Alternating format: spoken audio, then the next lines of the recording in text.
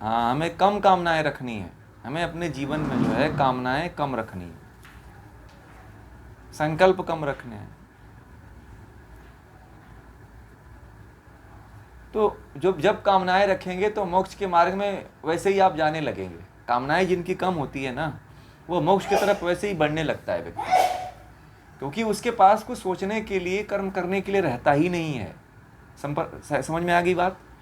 जो जितनी ही कामनाएं कम रखता है वह मोक्ष की तरफ वही बढ़ पाता है। और जिसके पास बहुत ज़्यादा कामनाएं हैं उसके पास फुर्सत ही नहीं होती है कि कभी अपने बारे में सोचे। जो व्यक्ति अपने बारे में सोचता है वही तो आगे बढ़ पाता है ना। जो अपने बारे में ध्यान ही नहीं देता है, अपने बारे में सोचता ही नहीं है, वो तो मोक्ष की तरफ जा ही नहीं सकता है। मोक्ष की तरफ जाने के लिए कामनाओं को कम करिए, संकल्पों को कम कर दीजिए। आप बड़े मजे की बात एक बताऊं आपको कि लोग संकल्पों को ही कह देते हैं कि अरे ये तो आदमी को करना ही पड़ेगा, अब इतनी कामना नहीं रखेगा तो क्या खाक जिएगा। ऐसी लोगों के अंदर एक उदाहरण देते हैं सबको। तो ऐसा नहीं है। कामना में एक साधु को देख लीजिए, कामना में नहीं होता है परंतु उसका जीवन आपसे लाख गुना बेटर होता है। इतना मजे में, जितना आनंद में वो जीता है उतने मजे में आप नहीं जीते हो। आप कामनाओं को लेकर के टेंशन में रहते हो, तनाव में रहते हो, समस्याओं में रहते हो, घिरे रहते हो, चोरी करते हो, गलत कार्य करते हो, गलत लोगों का सहयोग देते हो, सब करना पड़ता है कामनाओं की पूर्ति करने के लिए। ठीक है, ऐसा होता है।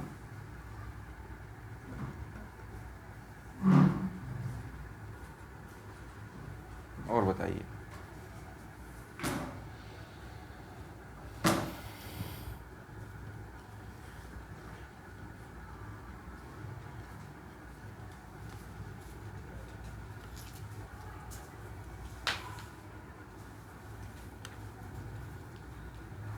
और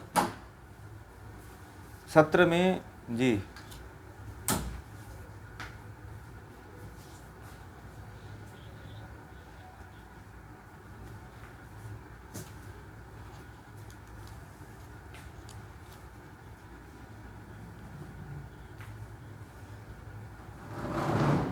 वो सन्यासी बैठते होंगे, आहुति नहीं देते हैं, देखा होगा आपने। देते हैं, बोलते होंगे केवल।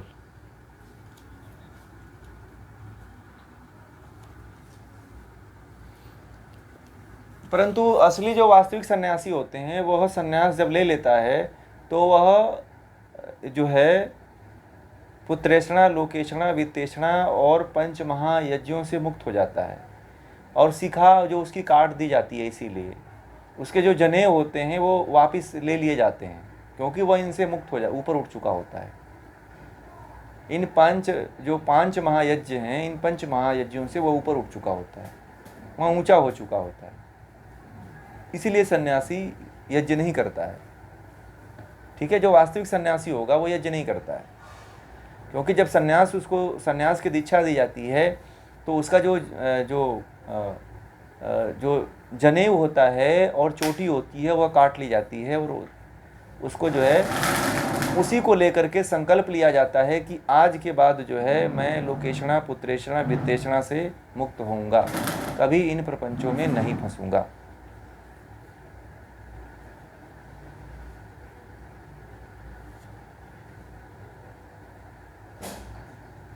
ठीक है ना। सन्यासी वास्तविक जो होता है वह कभी मुंह से जरूर बोलता है, बैठा रहता है, परंतु वह यज्ञ नहीं करता है। पंच महायज्ञों से वह मुक्त हो जाता है, क्योंकि वह पंच महायज्ञ में आप देखे होंगे कि पंच महाभूत यज्ञ है, तो भूत यज्ञ में सभी प्राणियों को भोजन कराया जाता है, परंतु सन्यासी जो है खुद भिक्षा मांगकर खाने वाला हो जाता है। ठीक है, जो सन्यासी होता है, जो भिक्षा मिलता है उसी पे वह जीवन निर्वाह करता है, किसी के दिए हुए भिक्षा पे ही अपने जीवन को निर्वहन करता है। वह उन सबसे ऊपर उठ जाता है। ठीक है, सन्यासी के बड़े कर्तव्य हैं। कभी सन्यासियों के बारे में आप लोगों को बताऊंगा कि वास्तविक सन्यासी किसको कहते हैं। कभी सन्यास सन्यास की बहुत बहुत लोगों की इच्छा होती है। तो सन्यासी के क्या क्या कर्तव्य होते हैं मैं आपको बताऊंगा। आप लोगों को कभी समय मिलेगा तो इसको रखेंगे स्पेशल तरीके से। एक सन्यासी का जीवन कैसा होना चाहिए, सन्यासी को सन्यास लेने के लिए क्या क्या उसकी कंडीशन है वह उसके अंदर होना चाहिए। सन्यासी यदि बन गया तो जीवन कैसे निर्वहन करे। आप लोग भी यदि गृहस्थ हो तो सन्यासी का जीवन कैसे जी सकते हो। आप गृहस्थ में रह करके भी सन्यासी का जीवन चाहे तो जी सकते हो। ठीक है, भले से आप कपड़े मत पहनो परंतु चाहे तो संसारी का जीवन सन्यासी का जीवन जी सकते हो। कोई जरूरी नहीं है कि कपड़े पहनेंगे तो ही हम सन्यासी बनेंगे। मन से सन्यासी बनना ये महत्वपूर्ण होता है। ठीक है,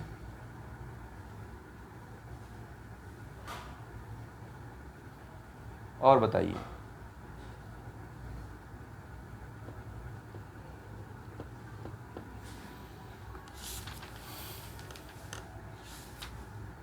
इन सब चीज़ों के बारे में जब आप ध्यान देने लग जाएंगे, जब सोचने लग जाएंगे, जब चिंतन करने लग जाएंगे तो आप धीरे धीरे आप खुद बढ़ने लग जाओगे इसमें। और दूसरी चीज़, योग के क्लास में सत्र में जो है गीता के एक सत्र में ज़रूर जुड़ा करें। ठीक है, बहुत कोई समस्या होती है तो क्लास में वीडियो रिकॉर्डिंग सुनने में उतना आनंद नहीं आता है जितना क्लास के सत्र में जुड़ते हैं आप लोग। ठीक है, तो सत्र में ज़रूर जुड़ा करें। जो कोई यदि बहुत समस्या हो, मैं कहता हूँ कि यदि बहुत समस्या हो तो आप मत जुड़िए, चलेगा, आप अपना काम कर लीजिए। परंतु जब समस्या न हो तो जुड़ा करें, इसमें आपका ही लाभ होने वाला है, मेरा कुछ लाभ नहीं होने वाला है। ऐसा नहीं है कि आप लोग जुड़ोगे तो मुझे बहुत विशेष कोई लाभ मिलने वाला है। ठीक है, अब यह है कि आप लोग जुड़ रहे हो और जुड़ने के लिए आप लोग इच्छुक हो इसलिए जोड़ते हैं, और आप लोगों के प्रति हम कहते भी हैं कि आप लोग जुड़ा करें। ठीक है, और दूसरी चीज़, इसमें आप लोग अन्य जितने अन्य लोग हैं उनको भी जोड़ने का, लाने का, समझाने का प्रयास करें। गीता कहती है कि यदि आपको ज्ञान मिला हुआ है तो आप दूसरे को भी ज्ञान बांटो, दूसरे की भी मुक्ति के बारे में सोचो, केवल अपना कल्याण मत करो।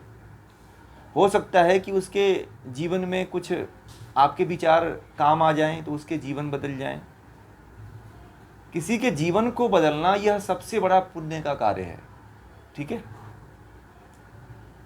किसी के जीवन को सही रास्ते पे ला देना सबसे बड़ा उत्तम कार्य है। कहते हैं कि 1000 दानों से उत्तम क्या है, किसी को सही राह दिखाना।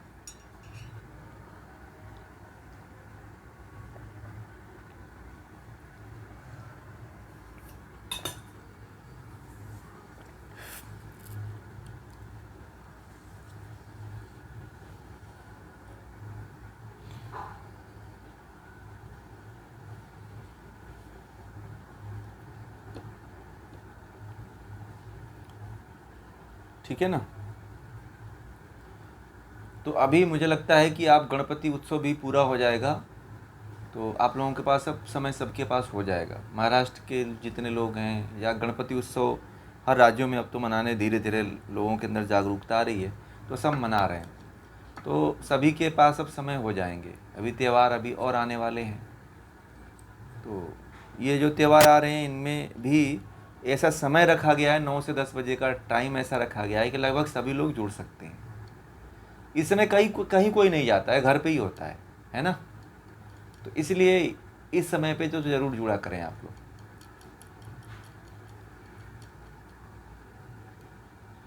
जी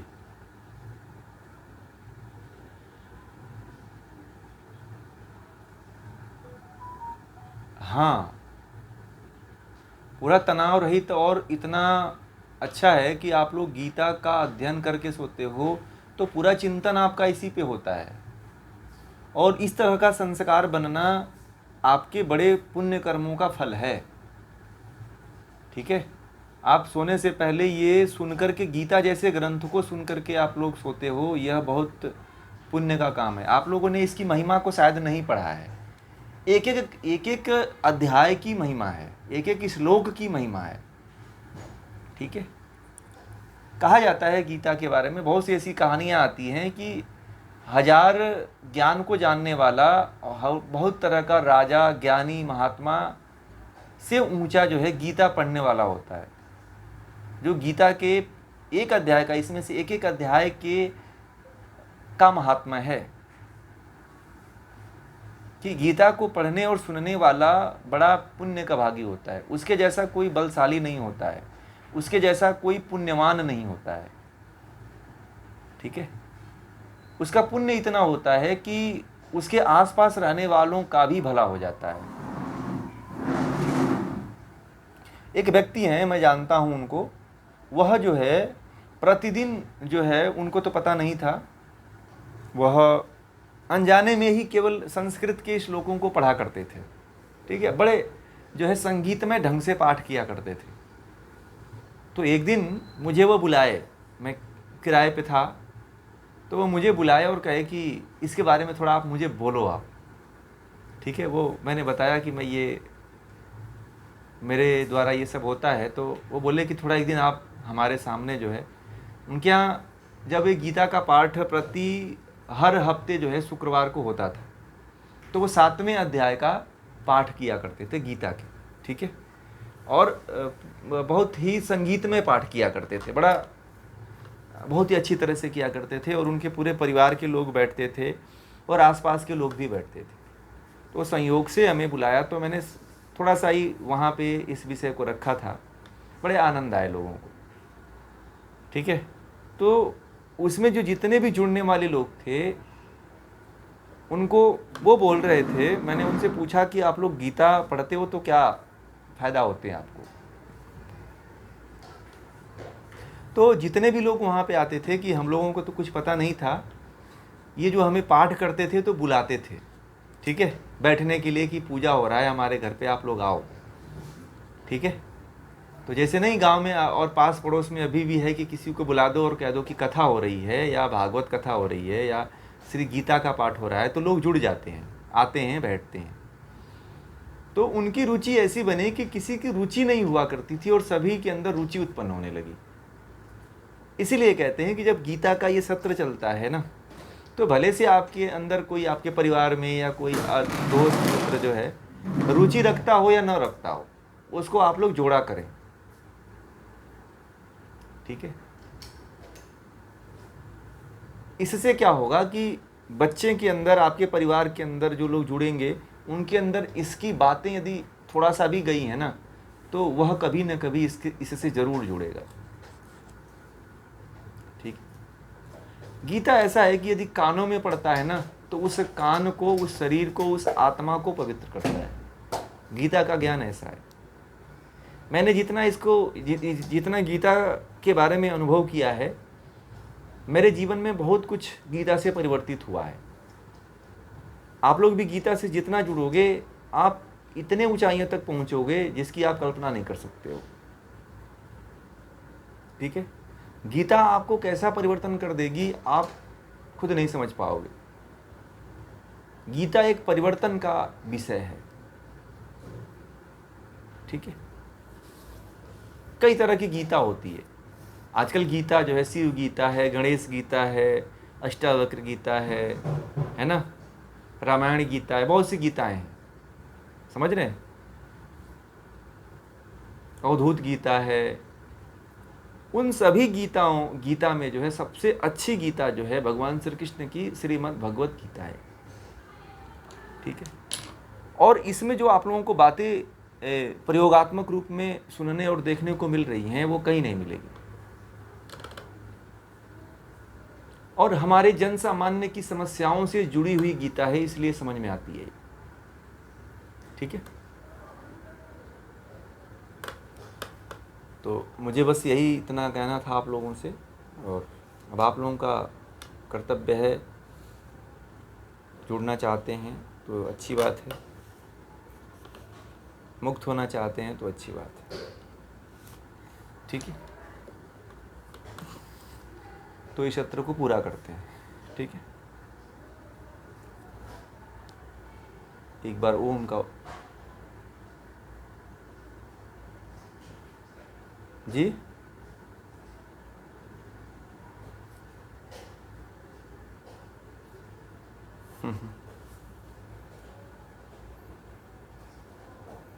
ये सार्थकता इसकी, मैं तो कहता हूँ कि सार्थकता इसकी तभी सिद्ध होगी जब इसमें, इस गीता के ज्ञान से किसी के जीवन में परिवर्तन आ जाए। ये गीता पढ़ाने का उद्देश्य तभी पूरा होता है जब आपके जीवन में कोई परिवर्तन आ जाए, तभी इसकी सार्थकता सिद्ध होगी, तभी पढ़ाने का जो है लक्ष्य पूरा होगा। पढ़ाने का कोई लक्ष्य और नहीं है, ठीक है। मैं चाहता तो नहीं पढ़ाता, ये रहता इसी तरह का ज्ञान जहाँ पढ़ा हुआ है वैसे ही। परंतु सार्थकता ये है कि लोगों तक पहुँचाया जाए, लोगों का कल्याण किया जाए, लोगों को भलाई किया जाए, लोगों को भी यहाँ तक ये इन सब के बारे में परिचित कराया जाए। क्योंकि बड़े लोग अंधकार में जीते हैं जीवन, बड़े अज्ञानता में जीवन जीते हैं, और देख करके बड़ा दया आती है, और उसको देखा नहीं जाता है, ठीक है, देखा नहीं जाता है। एक अभी जो है, मैंने अभी एक कथा सुन रहा था, तो एक माता जी हैं, तो उनका लड़का जो है विदेश चला गया था, तो किसी आश्रम में वो चली गई थी, ठीक है। तो किसी आश्रम में चली गई थी, तो उस आश्रम में जाकर के उनके खाने पीने देखने रेखने की व्यवस्था किया हुआ है। तो उनसे किसी ने पूछा कि माता जी आप घर छोड़ करके क्यों चली आई, क्यों नहीं अपने बच्चों के पास चली जाती हैं। तो उनका दर्द यही था कि मुझे पीड़ा, और जीवन में मुझे और किसी चीज़ की पीड़ा नहीं है, मुझे इस चीज़ की पीड़ा है कि मुझे सब कुछ जीवन में मिला परंतु परमात्मा नहीं मिला, इसीलिए मुझे अंदर से बड़ी आज भी पीड़ा है। तो उनसे किसी ने, कोई पूछ रहा था, मैं पूरा वीडियो देख रहा था, तो उनसे किसी ने पूछ रहा था कि आप जिस आश्रम से जुड़े हुए हो वहाँ पे आपको परमात्मा के तरफ ईश्वर की प्राप्ति नहीं कराई जाती है।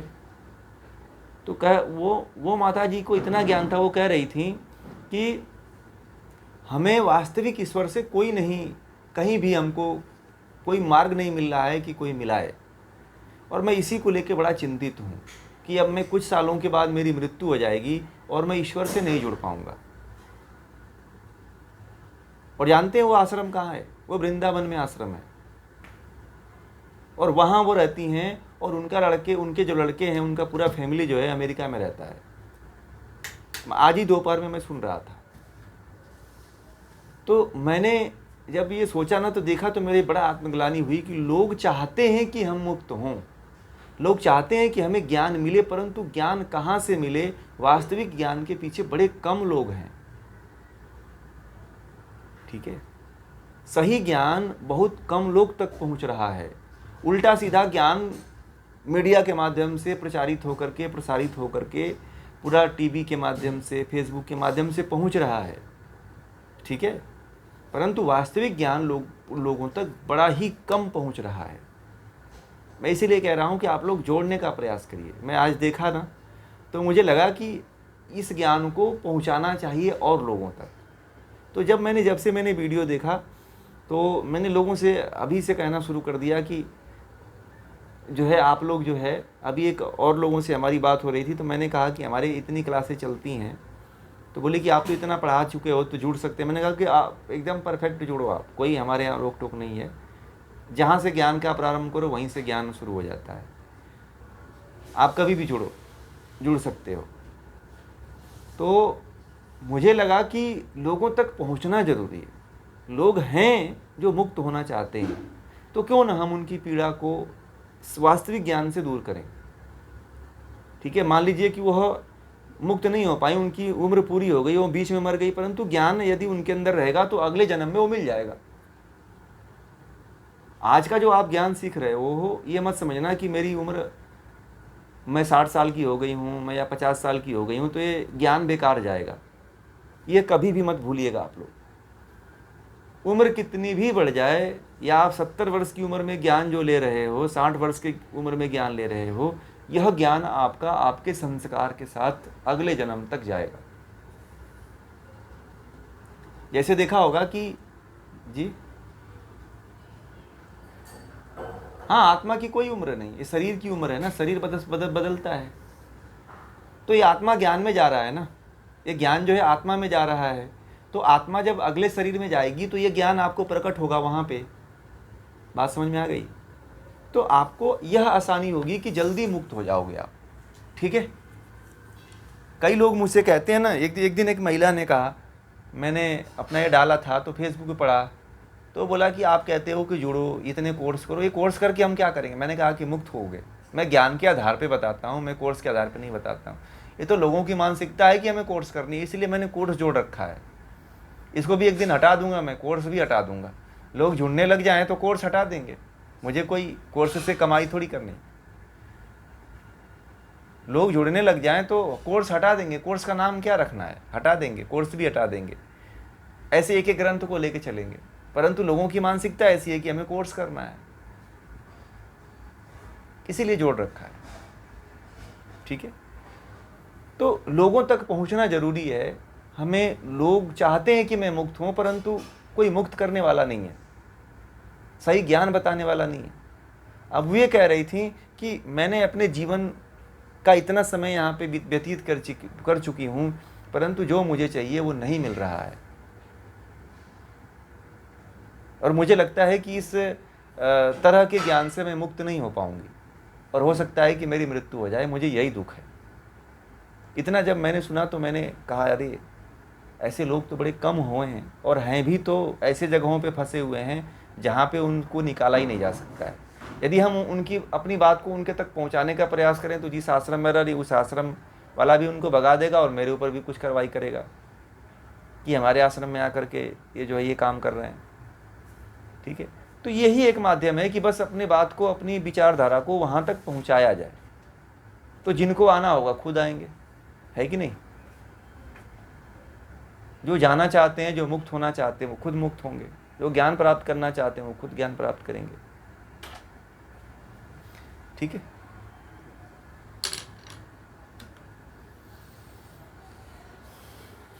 एक बार ओम का उच्चारण, फिर शांति पाठ। ओ